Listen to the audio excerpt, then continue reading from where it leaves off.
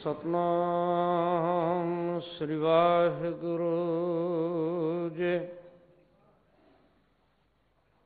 नानक नाम निरंजन जानियो, कीनी भगत प्रेम लिवलाई।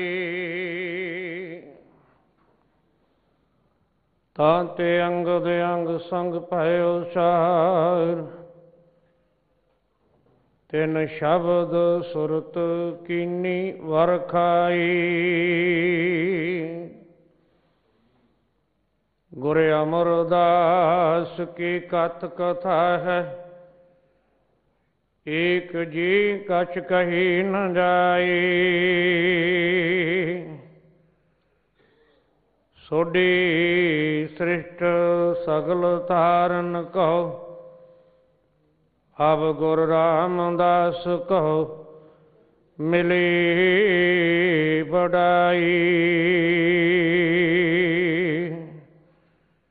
सोडी सृष्ट सगल तारन कहो, अब गुरु रामदास कहो मिली बड़ाई।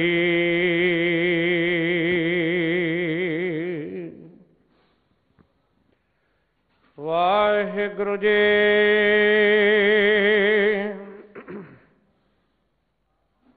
वडहंस महला तीजा,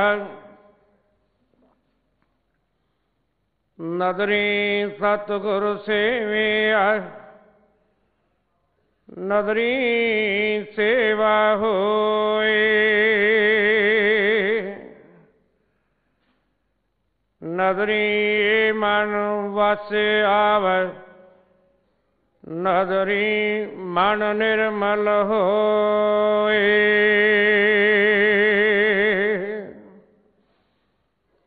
नदरी सतगुरु सेविया, नदरी सेवा होए।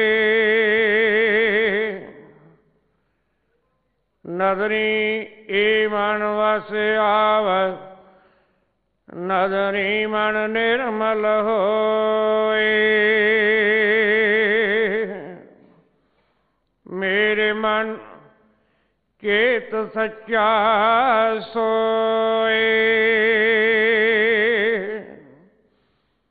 एको चेते तां सुख पावे, फिर दुख न मुलाए होए।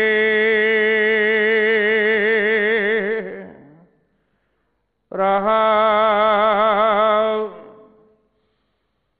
नदरी मर काई जीविया, नदरी शब्द वसाए मन आए।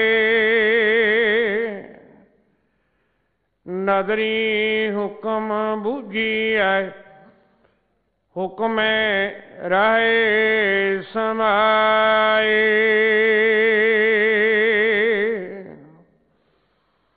जिन जीवा हर रस ना चखे, साजेवा जल जाओ। अनरस सादे लग रहे, दुख पाया दूजाए पाए।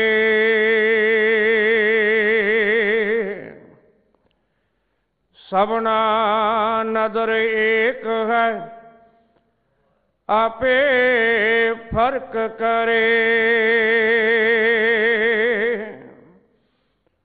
नानक सतगुर मिलाए फल पाए, नाम वडाई दे। सबना नदर एक है, आपे फर्क करे। नानक सतगुर मिलाए फल पाए, नाम वडाई दे।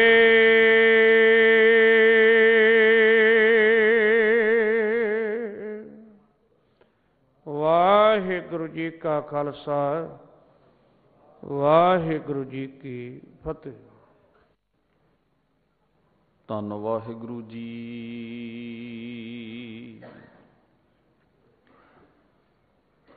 बलियो चिराग अंधियार मह, सब काल उदरी एक नाम धर्म।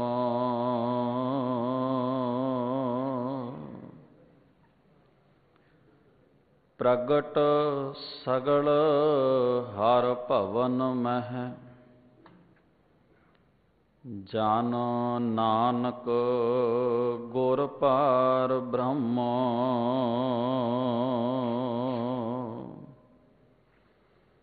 ज्ञान ध्यान किस कर्म ना जाना, नाहिन निर्मल करनी।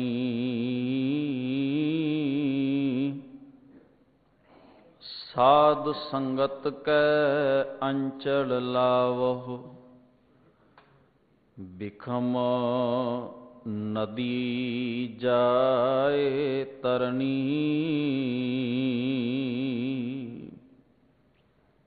बिखम नदी जाए तरनी।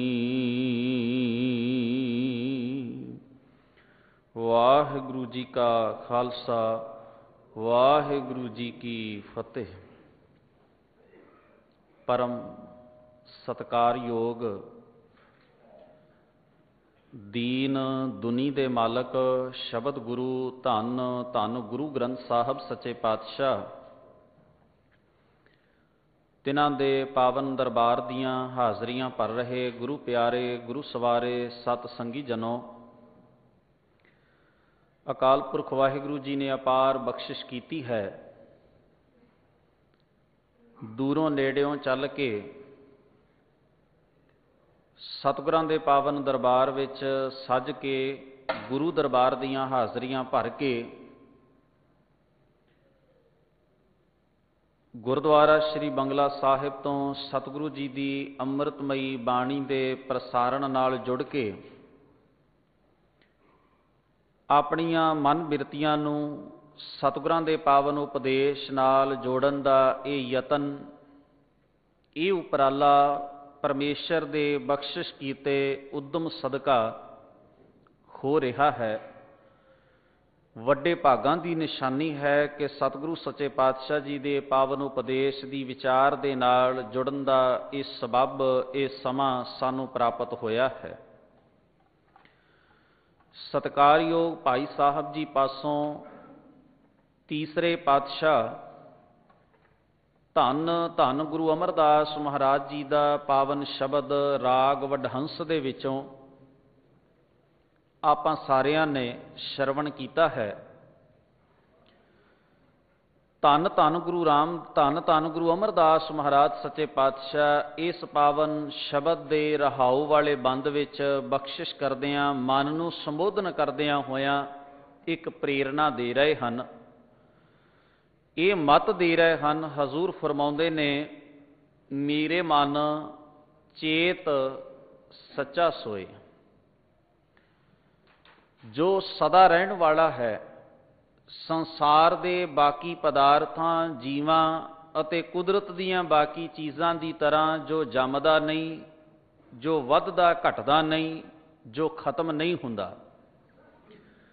जो सदीवी है सतगुर मेरा सदा सदा ना आवे ना जाए, ओ अविनाशी पुरख है सब मह रहया समाए। क्योंकि मौत का नियम उसे उत्ते ही लागू हुंदा है जो जन्मिया है। जो जन्मिया ही नहीं उस दे मरण का सवाल ही पैदा नहीं हुंदा। जदों जन्म ले लिया तो मौत का कानून उदों ही लागू हो जाना है और ये कानून किसी ना किसी रूप विच वापर के रहना है। समा भावें कोई होवे, कारण भावें कोई भी होवे, क्योंकि जन्म ले लिया मौत जन्म नाल जुड़ी हुई है। इस तरह कोई चीज़ उसारी गई है, ਤਾਂ ਹੀ ਉਹਦੇ ਢਹਿਣ ਦਾ ਨਿਯਮ ਲਾਗੂ ਹੋਵੇਗਾ। ਅਗਰ ਕੋਈ ਚੀਜ਼ ਉਸਾਰੀ ਨਹੀਂ ਗਈ ਤੇ ਉਹਨੇ ਢਹਿਣਾ ਕਿਵੇਂ ਹੈ? ਕੋਈ ਚੀਜ਼ ਘੜੀ ਗਈ ਹੈ ਤਾਂ ਟੁੱਟੇਗੀ, ਭੱਜੇਗੀ। ਅਗਰ ਉਹ ਘੜੀ ਨਹੀਂ ਗਈ ਤੇ ਭੱਜਣ ਦਾ ਨਿਯਮ ਸਵਾਲ ਹੀ ਨਹੀਂ ਉੱਠਦਾ। ਧੰਨ ਗੁਰੂ ਗ੍ਰੰਥ ਸਾਹਿਬ ਮਹਾਰਾਜ ਜੀ ਨੇ ਤਾਈਓ ਆਖਿਆ, ਜੰਮਣ ਮਰਣਾ ਹੁਕਮ ਹੈ, ਭਾਣੈ ਆਵੈ ਜਾਏ।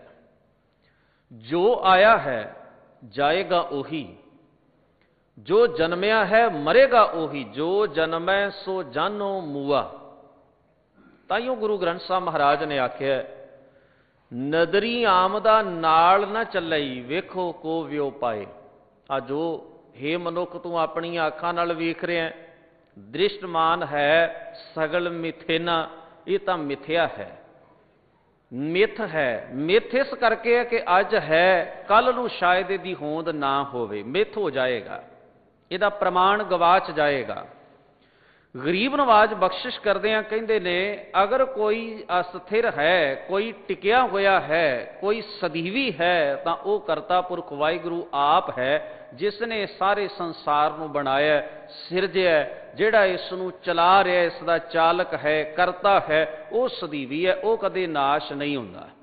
ਇਸ ਕਰਕੇ ਮਹਾਰਾਜ ਨੇ ਅਕਾਲ ਪੁਰਖ ਵਾਹਿਗੁਰੂ ਦੀ ਹੋਂਦ ਤੇ ਹਸਤੀ ਦੇ ਪ੍ਰਥਾਏ, ਆਇਡੈਂਟਿਟੀ ਦੇ ਪ੍ਰਥਾਏ, ਬਾਣੀ ਦੇ ਵਿੱਚ ਜੋ ਸ਼ਬਦ ਵਰਤਿਆ ਹੈ, ਅਬਿਨਾਸ਼ੀ ਜੀਵਨ ਕੋ ਦਾਤਾ ਸਿਮਰਤ ਸਭ ਮਲ ਖੋਈ, ਕਿ ਉਹ ਨਾਸ਼ ਰਹਿਤ ਹੈ, ਅਬਿਨਾਸ਼ੀ ਹੈ, ਸਦੀਵੀ ਹੈ, ਨਾ ਆਵੇ ਨਾ ਜਾਏ। ਉਹ ਅਬਿਨਾਸ਼ੀ ਪੁਰਖ ਹੈ, ਸਭ ਮੈਂ ਰਹਿਆ ਸਮਾਏ। ਉਹ ਨਾਸ਼ ਤੋਂ ਰਹਿਤ ਹੈ, ਉਹ ਸਾਰਿਆਂ ਵਿੱਚ ਵਸਿਆ ਹੋਇਆ ਹੈ। ਪੁਰਖ ਦਾ ਭਾਵ ਹੈ ਵਸਿਆ ਹੋਇਆ। ਗਰੀਬ ਨਵਾਜ ਕਹਿੰਦੇ ਨੇ, ਹੇ ਮਨੁੱਖ ਤੂੰ ਜੁੜਿਆ ਹੋਇਆ ਹੈ, ਨਾਸ਼ ਹੋ ਜਾਣ ਵਾਲੀਆਂ ਚੀਜ਼ਾਂ ਨੂੰ ਹਰ ਵੇਲੇ ਆਪਣੇ ਚਿੰਤਨ ਵਿੱਚ ਰੱਖਦਾ ਹੈ, ਚੇਤੇ ਵਿੱਚ ਰੱਖਦਾ ਹੈ, ਉਹਨਾਂ ਦੀਆਂ ਗਿਣਤੀਆਂ ਗਿਣਦਾ ਹੈ, ਮਨ ਵਿੱਚ ਉਹਨਾਂ ਦੇ ਖਿਆਲ ਰੱਖਦਾ ਹੈ, ਉਹਨਾਂ ਦੇ ਮੁਤਾਬਕ ਹੀ ਚੱਲਦਾ ਹੈ। ਇਸੇ ਕਰਕੇ ਤੇਰੀ ਬੁੱਧ, ਤੇਰੀ ਸੁਰਤ ਕਦੇ ਟਿਕਾ ਵਿੱਚ ਨਹੀਂ ਆਉਂਦੀ। ਭਾਵੇਂ ਤੂੰ ਬੜੇ ਧਰਮ ਗ੍ਰੰਥ ਵੀ ਪੜ੍ਹ ਲੈਂਦਾ ਹੈ, ਸਮਾਧੀਆਂ ਵੀ ਲਗਾ ਲੈਂਦਾ ਹੈ, ਦਾਨ ਪੁੰਨ ਤੀਰਥਾਂ ਦੇ ਇਸ਼ਨਾਨ ਵੀ ਕਰ ਲੈਂਦਾ ਹੈ, ਫਿਰ ਵੀ ਤੇਰਾ ਇਹੋ ਹੀ ਸਵਾਲ ਰਹਿੰਦਾ ਹੈ ਕਿ ਮਨ ਨੂੰ ਟਿਕਾ ਨਹੀਂ ਮਿਲਦਾ, ਸੁਰਤੀ ਇਕਾਗਰ ਨਹੀਂ ਹੁੰਦੀ। ਹੋਵੇ ਕਿਵੇਂ? ਕਿਉਂਕਿ ਜਿਹੜੀ ਚੀਜ਼ ਚਿੰਤਨ ਵਿੱਚ ਚੱਲ ਰਹੀ ਹੈ, ਜਿਹੜੀ ਚੀਜ਼ ਦਾ ਸਮਰਨ ਚੇਤਾ ਅੰਦਰ ਚੱਲ ਰਿਹਾ ਹੈ, ਜਿਹੜੀ ਸੁਰਤ ਵਿੱਚ ਟਿਕ ਗਈ ਹੈ, ਉਹ ਤਾਂ ਆਪ ਚੰਚਲ ਹੈ, ਨਾਸ਼ ਹੋ ਜਾਣ ਵਾਲੀ ਹੈ। ਤੇ ਜੇ ਸਹਾਰਾ ਹੀ ਹੋਛ ਹੈ, ਜਿਹੜੀ ਚੀਜ਼ ਦਾ ਆਸਰਾ ਤੱਕਿਆ ਜਦੋਂ ਉਹ ਹੀ ਚੰਚਲ ਹੈ, ਤੇ ਉਹਦਾ ਆਸਰਾ ਤੱਕਣ ਵਾਲਾ ਟਿਕਾ 'ਚ ਕਿਵੇਂ ਰਹਿ ਸਕਦਾ?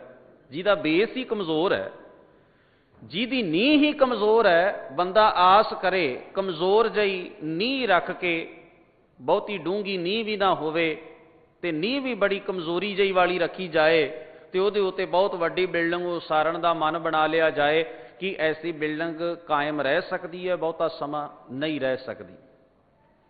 ਦਰਿਆ ਦੇ ਕੰਢੇ ਦੇ ਉੱਤੇ ਖੜਾ ਹੋਇਆ ਰੁੱਖ ਜਿਹੜਾ ਹੈ ਨਾ, ਉਸ ਦੀ ਕੋਈ ਆਸ ਜਾਂ ਮੁਨਿਆਦ ਨਹੀਂ ਕਿ ਉਹ ਕਿਹੜੇ ਸਮੇਂ ਡਿੱਗ ਪਵੇ, ਕਿਉਂਕਿ ਦਰਿਆ ਦਾ ਪਾਣੀ ਹੌਲੀ ਹੌਲੀ ਜਿਉਂ-ਜਿਉਂ ਲੰਘਦਾ ਤਿਉਂ-ਤਿਉਂ ਦੀਆਂ ਜੜ੍ਹਾਂ ਦੇ ਨਾਲੋਂ ਮਿੱਟੀ ਖੋਰ-ਖੋਰ ਕੇ ਲਈ ਜਾਂਦਾ ਹੈ।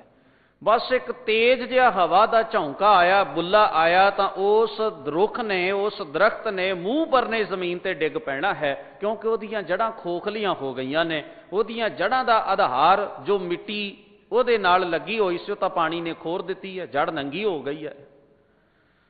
ਗੁਰੂ ਕੇ ਪਿਆਰ ਵਾਲਿਓ, ਮਨੁੱਖ ਦੇ ਜੀਵਨ ਦੀ ਭਟਕਣਾ ਦਾ ਮੂਲ ਕਾਰਨ ਇਹ ਹੈ ਕਿ ਸਤਿਗੁਰੂ ਜੀ ਕਹਿੰਦੇ ਨੇ, ਇਸ ਨੇ ਨਾਸ਼ਵੰਤ ਚੀਜ਼ ਨੂੰ ਆਪਣੇ ਚੇਤੇ ਵਿੱਚ ਵਸਾ ਲਿਆ, ਸੁਰਤ ਵਿੱਚ ਵਸਾ ਲਿਆ, ਅਬਿਨਾਸ਼ੀ ਜੀਵਨ ਕੋ ਦਾਤਾ ਦਾ ਚੇਤਾ ਵਿਸਾਰ ਦਿੱਤਾ ਹੈ। ਹਜ਼ੂਰ ਨੇ ਮੱਤ ਦਿੰਦਿਆਂ ਕਿਹਾ, ਚੇਤਨਾ ਹੈ ਤਉ ਚੇਤ ਲੈ, ਨਿਸ ਦਿਨ ਮੈਂ ਪ੍ਰਾਨੀ। ਹੇ ਪ੍ਰਾਣੀ, ਚੇਤਾ ਕਰਨਾ ਚਾਹੁੰਦਾ? ਜੇ ਤੂੰ ਚਾਹੁੰਦਾ ਕਿ ਉਹਦਾ ਚਿੰਤਨ ਰਵੇ, ਉਹਦਾ ਸਮਰਨ ਰਵੇ, ਉਹ ਤੇਰੇ ਖਿਆਲ ਵਿੱਚ ਵਸ ਜਾਏ, ਤੇਰੀ ਸੁਰਤ ਵਿੱਚ ਟਿਕ ਜਾਏ, ਤਾਂ ਇੱਕ ਕਰਮ ਕਰ। ਦਿਨ ਰਾਤ ਹਰ ਵੇਲੇ ਐਸੀ ਕੋਸ਼ਿਸ਼ ਕਰ ਕਿ ਰੱਬ ਦੇ ਗੁਣਾਂ ਦਾ ਹੀ ਧਿਆਨ ਰਵੇ, ਰੱਬ ਦੇ ਗੁਣਾਂ ਵਾਲੇ ਪਾਸੇ ਹੀ ਸੁਰਤ ਰਵੇ, ਮਨ ਉਸ ਪਾਸੇ ਵੱਲ ਜੁੜਿਆ ਰਹੇ। ਹਜ਼ੂਰ ਨੇ ਰੱਬ ਦੀ ਵਡਿਆਈ ਕਰਨ ਦਾ ਇੱਕ ਨੁਕਤਾ, ਇੱਕ ਢੰਗ, ਇੱਕ ਜੁਗਤ ਸਮਝਾਈ ਹੈ। ਵੇਖੋ, ਸੰਸਾਰ ਦੇ ਲੋਕ ਜਦੋਂ ਸਿਮਰਨ ਦੀ ਗੱਲ ਕਰਦੇ ਨੇ ਤਾਂ ਬੜੀਆਂ ਜੁਗਤਾਂ ਦੀ ਗੱਲ ਆਉਂਦੀ ਹੈ। ਖਾਸ ਤੌਰ ਦੇ ਉੱਤੇ ਉਦੋਂ ਜਦੋਂ ਅਸੀਂ ਸਮਾਜ ਵਿੱਚ ਤਰ੍ਹਾਂ ਤਰ੍ਹਾਂ ਦੀਆਂ ਗੱਲਾਂ ਨੂੰ ਸੁਣਦੇ ਹਾਂ ਤੇ ਮਨ ਕਈ ਵਾਰ ਹੋਰ ਪਰੇਸ਼ਾਨ ਹੋ ਉੱਠਦਾ ਹੈ ਕਿ ਕੀ ਕੀਤਾ ਜਾਏ। ਹਰ ਕੋਈ ਆਪਣੀ ਆਪਣੀ ਵਿਧੀ ਵੀ ਦੱਸ ਰਿਹਾ, ਢੰਗ ਵੀ ਦੱਸ ਰਿਹਾ, ਕਿਹੜੀ ਨੂੰ ਚੁਣੀਏ, ਕਿਹੜੀ ਨੂੰ ਛੱਡੀਏ। ਅਜੀਬ ਤਰ੍ਹਾਂ ਦੀ ਦੁਬਿਧਾ ਜਿਹੜੀ ਹੈ ਨਾ ਉਹ ਮਨ ਵਿੱਚ ਪੈਦਾ ਹੋ ਜਾਂਦੀ ਹੈ ਕਈ ਤਰ੍ਹਾਂ ਦੇ ਖਿਆਲ ਸੁਣ ਸੁਣ ਕੇ। ਕਿਸੇ ਦਾ ਇਹ ਮਤ ਹੈ ਕਿ ਜਿਸ ਜਗ੍ਹਾ ਦੇ ਉੱਤੇ ਤੁਸੀਂ ਰੱਬ ਨੂੰ ਯਾਦ ਕਰਨਾ ਹੈ, ਅਰਥਾਤ ਸਿਮਰਨ ਕਰਨਾ ਹੈ, ਉੱਥੇ ਕਿਸੇ ਕਿਸਮ ਦਾ ਚਾਨਣ, ਪ੍ਰਕਾਸ਼, ਲਾਈਟ ਨਹੀਂ ਹੋਣੀ ਚਾਹੀਦੀ। ਬਲਬ, ਬੱਤੀਆਂ, ਲਾਈਟਾਂ ਬੰਦ ਕਰਕੇ ਉਹਦੀ ਯਾਦ ਵਿੱਚ ਜੁੜਿਆ ਜਾਏ। ਕੋਈ ਆਖਦਾ ਹੈ ਚੌਂਕੜਾ ਮਾਰ ਕੇ ਸਮਾਧੀ ਲਾਈ ਜਾਣੀ ਚਾਹੀਏ, ਕੋਈ ਆਖਦਾ ਹੈ ਮਾਲਾ ਵੀ ਜ਼ਰੂਰੀ ਚਾਹੀਦੀ ਹੈ। ਤੇ ਫਿਰ ਮਾਲਾ ਤੇ ਵੀ ਕਈ ਕਿਸਮ ਦੇ ਵਖਰੇਵੇਂ ਮਿਲ ਜਾਂਦੇ ਹਨ। ਮਾਲਾ ਸਰਬਲੋਹ ਦੀ ਹੋਵੇ, ਲੱਕੜ ਦੀ ਹੋਵੇ, ਕਿ ਜਾਂ ਅੱਜ ਕੱਲ੍ਹ ਜੋ ਰੇਡੀਅਮ ਦੀ ਰਾਤ ਵੇਲੇ ਜਗਦੀ ਹੈ ਤਾਂ ਕਿ ਪਤਾ ਲੱਗਦਾ ਰਹੇ ਕਿ ਕਿੰਨੇ ਮਣਕੇ ਹੋ ਗਏ ਨੇ, ਕਿੰਨੇ ਮਣਕੇ ਬਾਕੀ ਰਹਿ ਗਏ ਨੇ। ਅਜੀਬ ਕਿਸਮ ਦੀ ਦੁਬਿਧਾ ਹੈ ਸਾਡੇ ਵਿੱਚ। ਰੱਬ ਨੂੰ ਯਾਦ ਕਰਨ ਉੱਤੇ ਬੜੀ ਦੁਬਿਧਾ ਹੈ, ਬੜੀਆਂ ਜੁਗਤਾਂ ਨੇ, ਬੜੇ ਤਰੀਕੇ ਨੇ, ਬੜੇ ਢੰਗ ਨੇ। ਕੋਈ ਇਸ ਤਰ੍ਹਾਂ ਦੀ ਗੱਲ ਨੂੰ ਵਜ਼ਨ ਦਿੰਦਾ ਹੈ ਕਿ ਇੱਕ ਸ਼ਬਦ ਦਾ ਉਚਾਰਨ ਕੀਤਾ ਜਾਏ, ਉਹ ਸ਼ਬਦ ਨੂੰ ਉਚਾਰਨ ਕਰਨ ਦਾ ਇੱਕ ਖਾਸ ਢੰਗ ਚੁਣਿਆ ਜਾਏ। ਹੁਣ ਬੜੀਆਂ ਕਿਸਮ ਦੀਆਂ ਐਸੀਆਂ ਗੱਲਾਂ ਸਾਡੇ ਸਮਾਜ ਵਿੱਚ ਪ੍ਰਚਲਿਤ ਨੇ, ਸੰਗਤ ਵਿੱਚ ਪ੍ਰਚਲਿਤ ਨੇ। ਤਰ੍ਹਾਂ ਤਰ੍ਹਾਂ ਦੀਆਂ ਜੁਗਤਾਂ ਦੱਸਣ ਵਾਲੇ ਵੀ ਲੋਕ ਨੇ। ਕੋਈ ਕਹਿੰਦਾ ਨਹੀਂ ਇਸ ਸ਼ਬਦ ਰਾਹੀਂ ਉਹਨੂੰ ਯਾਦ ਕੀਤਾ ਜਾਏ, ਕੋਈ ਆਖਦਾ ਨਹੀਂ ਇਸ ਸ਼ਬਦ ਰਾਹੀਂ ਉਹਨੂੰ ਯਾਦ ਕੀਤਾ ਜਾਏ। ਤਾਂ ਤਰ੍ਹਾਂ ਤਰ੍ਹਾਂ ਦੇ ਵਖਰੇਵੇਂ ਜਿਹੜੇ ਨੇ ਉਹ ਸਾਡੇ ਵਿੱਚ ਰੱਬ ਨੂੰ ਯਾਦ ਕਰਨ ਦੇ ਪਾ ਦਿੱਤੇ ਗਏ ਤੇ ਪਏ ਗਏ। ਦੋਵੇਂ ਗੱਲਾਂ ਹੀ ਨੇ। ਪਏ ਇਸ ਕਰਕੇ ਗਏ ਨੇ ਕਿ ਸ਼ਾਇਦ ਅਸੀਂ ਆਪ ਗੁਰੂ ਗ੍ਰੰਥ ਸਾਹਿਬ ਮਹਾਰਾਜ ਜੀ ਦੀ ਮੁਬਾਰਕ ਬਾਣੀ ਨੂੰ ਹਾਲੇ ਤੱਕ ਪੜ੍ਹਨ ਦਾ ਕੋਈ ਯਤਨ ਨਹੀਂ ਕੀਤਾ। ਪਾਏ ਇਸ ਕਰਕੇ ਗਏ ਨੇ ਕਿਉਂਕਿ ਗਰਾਊਂਡ ਖਾਲੀ ਸੀ, ਮੈਦਾਨ ਖਾਲੀ ਸੀ। ਸਾਨੂੰ ਗੁਰੂ ਗ੍ਰੰਥ ਸਾਹਿਬ ਮਹਾਰਾਜ ਨਾਲ ਜੁੜਨ ਦਾ ਆਪ ਕੋਈ ਚਾਅ ਨਾ ਹੋਇਆ ਤਾਂ ਦੂਜਿਆਂ ਨੇ ਜੋ ਦੱਸਿਆ ਉਸ ਨੂੰ ਅਸੀਂ ਸੱਤ ਕਰਕੇ ਮੰਨ ਲਿਆ। ਖੈਰ, ਕੁਝ ਵੀ ਹੋਵੇ, ਧੰਨ ਗੁਰੂ ਗ੍ਰੰਥ ਸਾਹਿਬ ਮਹਾਰਾਜ ਨੇ ਕਈ ਕਿਸਮ ਦੀਆਂ ਉਦਾਹਰਨਾਂ ਦੇ ਕੇ ਸਾਨੂੰ ਇਸ ਗੱਲ ਦਾ ਚੇਤਾ ਕਰਵਾਇਆ, ਅਹਿਸਾਸ ਕਰਵਾਇਆ ਕਿ ਹੇ ਮਨੁੱਖ, ਉਸ ਕਰਤੇ ਪੁਰਖ ਵਾਹਿਗੁਰੂ ਦੇ ਨਾਲ ਕਿਵੇਂ ਜੁੜਿਆ ਜਾ ਸਕਦਾ ਹੈ। ਤਰ੍ਹਾਂ ਤਰ੍ਹਾਂ ਨਾਲ ਵੱਖ-ਵੱਖ ਉਦਾਹਰਨਾਂ ਦੇ ਕੇ ਕਿਸਾਨ ਨੂੰ ਉਹਦੀਆਂ ਉਦਾਹਰਨਾਂ ਦੇ ਕੇ ਸਮਝਾਇਆ। ਮਨ ਹਾਲੀ ਕਿਰਸਾਣੀ ਕਰਨੀ, ਸ਼ਰਮ ਪਾਣੀ ਤਨ ਖੇਤ, ਨਾਮ ਬੀਜ ਸੰਤੋਖ ਸੁਹਾਗਾ, ਰਖ ਗਰੀਬੀ ਵੇਸ। ਕਿਸੇ ਨੂੰ ਵਪਾਰ ਦੀ ਦ੍ਰਿਸ਼ਟੀ ਤੋਂ ਵੀ ਸਮਝਾਇਆ ਹੈ, ਕਿਸੇ ਮਨੁੱਖ ਨੂੰ ਚਾਕਰੀ ਦੀ, ਨੌਕਰੀ ਪੇਸ਼ੇ ਦੀ ਦ੍ਰਿਸ਼ਟੀ ਤੋਂ ਵੀ ਸਮਝਾਇਆ ਹੈ। ਕਿਤੇ ਲੋਹਾਰ, ਲੋਹੇ ਦਾ ਕੰਮ ਕਰਨ ਵਾਲੇ ਸੱਜਣ ਦੀ ਦੁਕਾਨ ਵਿੱਚ ਪਈਆਂ ਚੀਜ਼ਾਂ ਨੂੰ ਆਧਾਰ ਬਣਾ ਕੇ ਸੱਚ ਧਰਮ ਦਾ ਉਪਦੇਸ਼ ਦਿੱਤਾ ਹੈ। ਕਦੇ ਕਿਸੇ ਸਾਧੂ ਪਹਿਰਾਵੇ ਵਿੱਚ ਵਿਚਰ ਰਹੇ ਆਦਮੀ ਦੇ ਭੇਖ ਦੀ ਇੱਕ ਇੱਕ ਚੀਜ਼ ਨੂੰ ਗਿਣ ਕੇ, ਦਇਆ, ਕਪਾਹ, ਸੰਤੋਖ, ਸੂਤ, ਕਿਧਰੇ ਜਨੇਊ ਦੀਆਂ ਵੱਖ-ਵੱਖ ਚੀਜ਼ਾਂ ਨੂੰ ਗਿਣ ਕੇ ਸੱਚ ਧਰਮ ਦਾ ਉਪਦੇਸ਼ ਦਿੱਤਾ ਹੈ। ਤਰ੍ਹਾਂ ਤਰ੍ਹਾਂ ਨਾਲ ਮਨੁੱਖ ਦੇ ਮਨ ਨੂੰ ਮੋੜਾ ਦੇਣ ਦੀ ਕੋਸ਼ਿਸ਼ ਮਹਾਰਾਜ ਨੇ ਬਾਣੀ ਵਿੱਚ ਪ੍ਰੇਰਨਾ ਕੀਤੀ ਹੈ, ਯਤਨ ਕੀਤਾ ਹੈ। ਪਰ ਹਜ਼ੂਰ ਨੇ ਇੱਕ ਗੱਲ ਬਾਣੀ ਦੇ ਵਿੱਚ ਆ ਕੇ ਕਹਿਣ ਲੱਗੇ, ਪ੍ਰਭ ਕੀ ਉਸਤਤ ਕਰੋ ਸੰਤ ਮੀਤ। ਹੁਣ ਖਿਆਲ ਕਰਿਓ, ਇੱਥੇ ਸੰਤ ਲਫ਼ਜ਼ ਕਿਸੇ ਇੱਕ ਬੰਦੇ ਵਾਸਤੇ ਨਹੀਂ, ਸਾਡੇ ਸਾਰਿਆਂ ਵਾਸਤੇ ਹੀ ਮਹਾਰਾਜ ਵਰਤ ਰਹੇ ਨੇ। ਇਹ ਦ੍ਰਿਸ਼ਟੀ ਹੈ ਹਜ਼ੂਰ ਦੀ।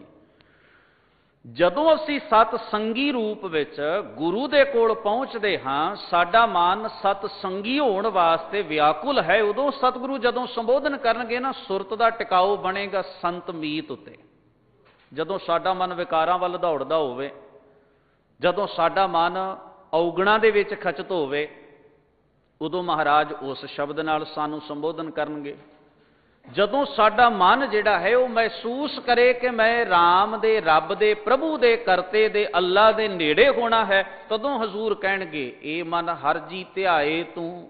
ਬੜੇ ਸਤਿਕਾਰ ਤੇ ਅਦਬ ਦੇ ਨਾਲ, ਕਿਉਂਕਿ ਦਸ਼ਾ ਹੈ ਜਦੋਂ ਵਿਗਾੜ ਹੁੰਦਾ। ਬੱਚਾ ਜਿਸ ਵੇਲੇ ਸਹੀ ਕਰਮ ਕਰ ਰਿਹਾ, ਮਾਂ ਉਸ ਦਾ ਮੱਥਾ ਚੁੰਮਦੀ ਹੈ, ਸਿਰ ਤੇ ਹੱਥ ਰੱਖਦੀ ਹੈ, ਪਿੱਠ ਤੇ ਥਾਪੀ ਦਿੰਦੀ ਹੈ, ਪਿਆਰ ਨਾਲ ਸ਼ਾਬਾਸ਼ ਦਿੰਦੀ ਹੈ, ਉਸ ਦਾ ਨਾਮ ਲੈ ਕੇ ਬੁਲਾਉਂਦੀ ਹੈ। जिस वेले बच्चा कोई शरारत करता है उस वेले थोड़ा जिहा वखरे ढंग नाल उसनूं समझाया जाता है। वह भी प्यार का ही एक रूप हुंदा है, ताड़ना करनी। बाणी च लिखिਆ ना, जे गुर झिड़के तां मीठा लागे। क्योंकि कई लोग गुरु की झिड़क नूं गुरु का गुस्सा समझण की गलती कर लेंदे ने। नहीं, गुरु जदों झिड़कदा है ते प्यार करके झिड़कदा है, अपणत करके झिड़कदा है। उहदे मन च यह ख्याल नहीं हुंदा कि मेरा दुश्मन है, नहीं, उहदे मन च ख्याल हुंदा है ये मेरा अपना है ते कदे गुमराह नहीं होना चाहिए। इस करके गुरु कदे कदे प्यार दे वेग विच आके मिठी झिड़क भी दे दिंदा है। गुरु दे झिड़कण विच वैर नहीं, सुधार है। गुरु की झिड़क ते गुरु की ताड़ना दे विच किसी किस्म का गुस्सा नहीं, क्रोध नहीं, कोई बेगानापन नहीं, बल्कि अपनात है, अपना जान के। क्योंकि गुरु सानू अपना जानता है, वह सानू सुधारना चाहता है, सवारना चाहता है। इस करके गुरु जानता है जिस वेले ये किसी ऐसे राह ते तुर पवे जिहड़ा राह इहदे जीवन वास्ते मुफीद नहीं, नुकसानदेह है, इहदा पतन करेगा, नुकसान करेगा, हानि करेगा, उस वेले गुरु मिठी जी झिड़क दिंदा है। साडे उस ऐब नूं दूर करन वास्ते, साडे अंदर दी उस गलती नूं झटका देण वास्ते, ताकि असीं महसूस करिए कि इस राह ते चल के सानूं गुरु की शाबाश नहीं मिल सकती, गुरु का प्यार नहीं मिल सकता। इस राह दे उत्ते चल के सिवाए नफरत ते गिलानी तो साडे पल्ले कुछ नहीं पवेगा। पर जदों असीं नेक अमलां नाल जुड़ जाइए, गुरु की मत नूं धारण कर लईए, फिर तां गुरु का प्यार सिद्धे रूप विच भी सानूं प्राप्त हो ही जांदा है। जे गुर झिड़के तां मीठा लागै, जे बख्शे तां गुर वडियाई। कई बार साडे ऐसे भाई भी समाज विच हन जिन्हां ने यह सोच रखिया है कि जिस समय कोई खुशी इत्यादक दा प्रोग्राम समा हुंदा है तां ऐसियां संप्रदावां भी साडे विच हन जिहड़ियां नौवें पातशाह हजूर दा हुक्मनामा लेना पसंद नहीं करनगियां। क्योंकि वह समझदियां ने कि गुरु साहब जी का जो हुक्मनामा है वह तो वैरागमई है, उस विच जीवन ते मौत का गहरा अर्थ समझाया गया है, पर समा तो खुशी का है। वो हुक्मनामा भी चुन के कढ़ लैणगे जिस विच खुशी का लफज होवे, आनंद का लफज होवे, बख्शिश का लफज होवे। शायद उन्होंने अजे तक गुरु ग्रंथ साहब महाराज जी की बाणी की सुरत करके नेड़ता नहीं मिली, इस करके वो शब्द नूं वेख के ही खुश हो जाते हैं, बाहरी रूप नूं वेख के खुश हो जाते हैं। ऐसे जीव जड़े हैं मुआफ करना वो भवरा बिरती दे नहीं हैं। भवरा कदे रूप रंग बनावट वेख के आउंदा फुल दे कोल नहीं, केवल रस मात्र आउंदा है, रस पीण आउंदा है। ताइयों दुनिया दे अंदर अगर प्रीत ते प्यार की परिभाषा देण दी लोड़ पई ना तो उस वेले भवरे ते फुल की उदाहरण वरती गई। खुद गुरु ग्रंथ साहब महाराज दे विच भी साडे गुरु साहिबाना ने इस उदाहरण नूं थां दित्ती। क्यों? क्योंकि भवरे की जो रस नाल फुल नाल प्रीत है उहदे रूप करके नहीं है, उहदे रंग करके नहीं, उहदी बनावट करके नहीं, वो उसदे रस करके है। ते सिख तो है ही वो जिहड़ा शब्द का रस लैंदा है। ये वखरी गल है। गुरु ग्रंथ साहब महाराज दे विच मराठी दे लफज भी वरते गए हैं, गुरु ग्रंथ साहब जी दे विच गुरमुखी वरती गई है, गुरु ग्रंथ साहब दे विच फारसी संस्कृत ब्रिज दे लफज भी वरते गए हैं। पर सिख ने तो इन्हां सारे शब्दों के निचोड़ते तो खिड़िया होया फुल है, ये तो खिड़िया होया फुल है। सिख ने तो ये रस पीण वास्ते आउणा है गुरु दे कोल। ते जिहड़ा मन नूं जिहड़ी बिरती नूं अजे लगदा है कि हुक्मनामा साडे मुताबक नहीं आया, वो ऐसे सज्जणा दा जे सुरती करके गुरु नाल कोई संबंध नहीं बन सकिया। वो अंदरों टुटे हुए ने, बाहरों जुड़े हुए ने। वो जुड़न का विखावा तो करते हैं, अजे भी उन्होंने गुरु च काण नज़र आती है कि साडे समय के मुताबक गुरु ने सानू हुक्म नहीं दिता, उपदेश नहीं दिता। गुरु के हुक्म विच घाट महसूस करने वाला इंसान गुरु का प्यारा सिदकी सिख किवें हो सकता है? ये सोचण का विषय है ना। गुर कहिया साकार कमावो, गुर की करनी काहे तावो। जो गुरु ने कहा वो किरत करो, उसनू कर्म करो, उसनू अपनाओ, उसनू प्रैक्टिकल करो, उसनू जीवन दे विच लियाओ, उसकी करनी नू अपनाओ। पर महाराज ने आख्या गुर की करनी काहे ताओ। गुरु जो कर रहा है, गुरु जो दस रहा है, उहदे उत्ते शंका नहीं। सिर दीजै काण ना कीजै। काण कादी है? गुरु की हुक्म उत्ते सिख काण करे, ऐसा किवें संभव है? इहदा भाव इक्को ही निकलदा है।